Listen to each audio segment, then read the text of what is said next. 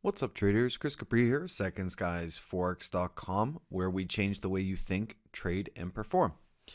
Today, I want to talk to you about a live price action trade I'm in. Now, just to verify, you can see that all these trades are live, the prices are moving.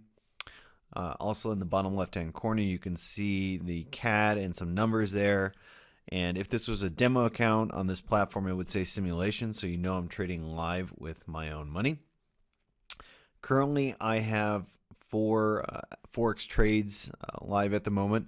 Now, just to kind of recap here, in my weekly price action trade setups and trade ideas, I talked about my current live open trades being dollar yen, pound CAD, Swiss yen, and euro dollar.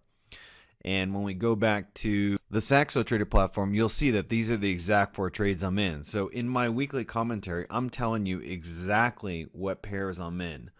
And so the current trades I'm in right now is I'm short Swiss yen at 15.10. That's up about 240 pips at the moment.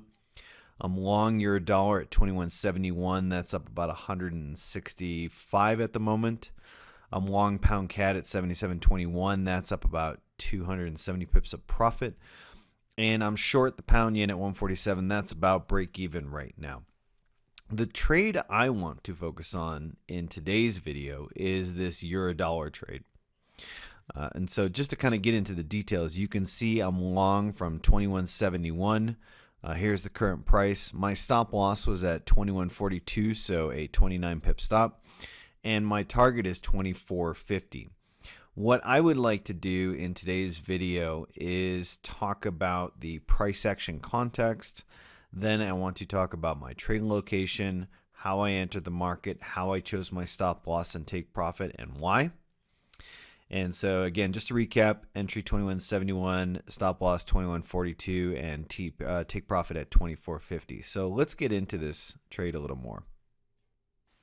Okay, so what we're going to start with is kind of a top-down analysis. We're going to start with the daily time frame, and then we're going to kind of go down from there. Now, my particular approach to trading is I have a very specific framework for how I spot trade setups, which strategies I choose, what are my trading locations, stop loss, take profit. It's a very specific framework that we're very clear about, and that's what we teach our members. And so I'm going to share some of this framework with you.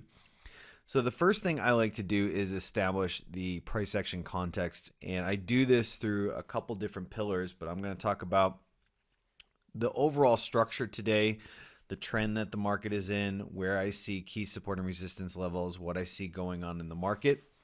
And then I'm going to talk about how I chose my trading location, why I chose my take profit, stop loss, and everything. So as I've been mentioning in my market commentary and trade ideas during the week, I've been very bullish on the euro, and I've talked about how the long-term trend is bullish. If we look at this kind of chart, you can kind of see that. In fact, let me zoom out a little bit, that we had this long-term range that lasted for a couple years, and then it broke it late last year. And since then, it's been pretty much above this entire zone. And so we've been buying euro, and we've been buying euro a lot as of lately. And we did this recently. So we had kind of this leg up, stabilized, and performed another leg up. And for those of you who have seen my video on impulsive and corrective moves, you can kind of see the structure in place here. You can see impulsive, corrective, impulsive, mostly corrective. Impulsive move, little pullback, prior support, which we bought and talked about prior. Impulsive, corrective, impulsive, and then we get a sharp counter trend impulsive sell-off. So we kind of run into some sellers at 125. The market finds a little bit of a base right about here at 122, and it goes exactly to the prior highs, makes a little bit of a false break, and then that's it. Now, when that happened, this basically told me that, okay, we've rejected twice here and we found support. I don't think the bull trend's over. So I want to be buying on pullbacks or on a break of the range. And so usually when you kind of see these corrective structures at the top, the market will kind of go sideways for a little bit. And more often than not, it will break out to the upside than the downside. If it breaks the downside, we'll trade that. If it breaks the upside, then we're just going to get more and more long. So after rejecting here, the real question was, where would I want to get long? on the euro dollar on a pullback. And I felt like there were two locations. The first was this one right here. And the second one, when I break this down on kind of a 4-hour chart, is right here. And the reason being is this is kind of, if you look at this kind of impulsive and corrective structure, the market had found a base here, and this started the final leg up to make the most recent highs or most structural highs. And so I felt like there would be a pretty good basis for buying here. You could have bought here, which would have been totally fine, but you would still want to put your stop loss below this, because this is kind of this structural support that created the most recent highs.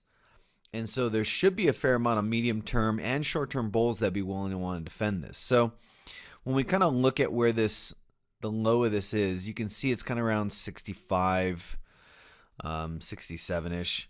And so if you remember from my trade order, I put mine at 2171, which is right here. So I gave just a few pips room, and I give it a few pips room, and just bought just a few pips above the level.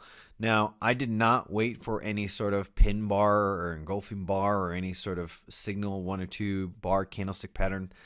Those I've talked about many times before will cause you to miss many trade opportunities. They give you a worse risk to reward ratio. They do not increase your accuracy, so they really offer no statistical edge for you at all. I just bought at the level. And I just had a limit order that was sitting there. As soon as the price got there, it bought it. I didn't care about what the price action was looking coming into it at that time. I felt like the overall price action context was in place.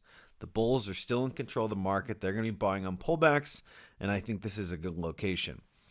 So that's pretty much the trade in terms of how I entered and chose my trading location. My stop loss was at 21.42. I think it was. So you're talking about a 29 pip stop. Now, why did I choose that particular stop loss location? I felt like if the euro dollar was going to pull back and stop at a location besides this one, this would be your kind of other support level. It was resistance, resistance, resistance, break through it. So it should act as support on a pullback. Now, if this level is going to hold, then I really don't need my stop loss back here, because that's kind of giving it 2 layers of protection. It's giving it this, it's kind of giving this whole space here, and it's giving all the buyers that should be or probably will be parked over here. If I feel like this level is going to hold, then I want to put my stop loss in between these 2 locations here, in between this kind of role reversal level here and the support level here. So I simply chose about 30 pips roughly as my stop loss. I didn't feel the need to go too far into this zone because it's only about 110 pips wide. And so if I'm going to, go much further than this, then I might as well just go below here and use this as my defense. At the same time, if I think the market is going to hold here, well, then I might as well just buy there as well. So bottom line is I felt like this support level would hold. I didn't need a huge stop loss.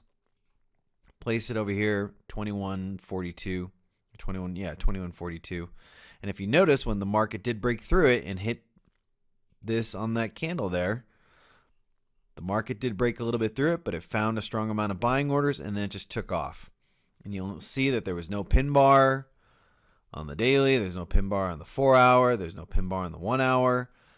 So when you look at this whole thing, you realize that candlestick patterns would have completely missed this trade. A perfectly good trade at a perfectly good trade location, and you would have just completely missed it all, and you'd be not profiting 160 or 170 pips right now, which I'm sure you could use right now. So that's my stop loss, that's my entry. In terms of my take profit, since we're in kind of a long-term or a medium-term corrective structure, which is pretty well defined, I feel like the market is most likely going to go to the other end of the structure, and it could find some sellers there and oscillate back here for a little bit, or it could break through. But I feel like I should be targeting the other end of this structure. So I put my target just a few pips below this, about 24.50. I'm totally open to holding it till 25 or maybe even the top of this. But I feel like the closer you get to here, and especially 125 being a big round number, the greater the chance that some sellers will come in and reject it just a little bit early. So just a little bit below it, capture as much profit as I think I can within a reasonable amount of accuracy. And so that's it. That's how I chose my entry. That's how I chose my stop loss, my take profit. You've seen the price action context, which I've explained in terms of why I'm doing this. So that pretty much explains my euro dollar trade. This is just one of the many price action strategies I use. If you're tired of waiting around for pin bar signals that never come and you end up missing trends for thousands and thousands of pips, perfectly good trends because no signal came. And if you want to learn how to make profitable trades like this, then check out my price action course at secondskiesforex.com, where I teach you how to find trades like this and learn how to make trades on any instrument, any time frame, or environment. And I'll make sure I leave a link below for that. Other than that, I hope you enjoyed this video. If you did, make sure to give it a thumbs up along with share with others. And that's pretty much it. I hope you are profiting from all these good trade setups lately, and I hope to be working with you soon. Until then, good luck trading, everyone, and I'll see you in the next video.